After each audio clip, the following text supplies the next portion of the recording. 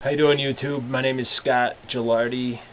Today I wanted to do a few things. I wanted to show you a few of my illustrations. I've done 7 Edgar Allen Poe illustrations, and I did those last year.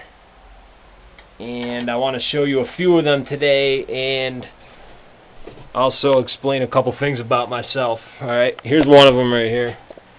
This one is Edgar Allan Poe, The Raven.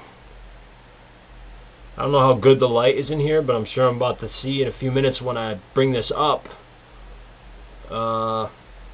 This illustration took me a few days, and I think it was the 4th or 5th Edgar Allan Poe illustration I did. This is my version of Edgar Allan Poe's The Raven. The Raven itself actually happens in Edgar Allan Poe's cabin when he was writing it, probably in some mad, hysterical, alcoholic state.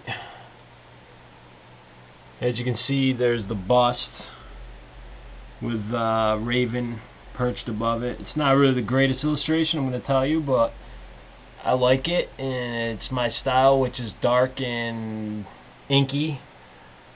And I'd like you to comment on that. Right now we're going to go downstairs and check out a couple other illustrations that I did. Okay, so hold on a second.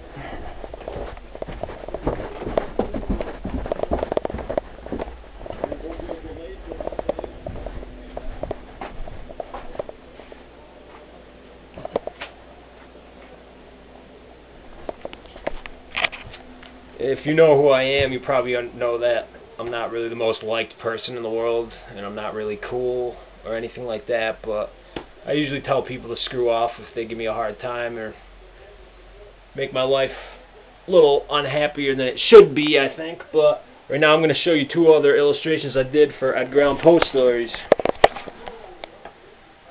The light in here is kind of horrible, especially because people just changed the lights when I had them the way I wanted them. And come on. It's pretty crappy. Anyways. Alright, this light's not too bad, but it still kind of stinks. This first one I want to show you is the gold bug. This is the first one I did out of the series of 7, and probably one of my favorites. Like I said, it's not really the greatest. I mean, I don't really pride myself on my lines, but I really go for an overall effect, which is what I think I did here.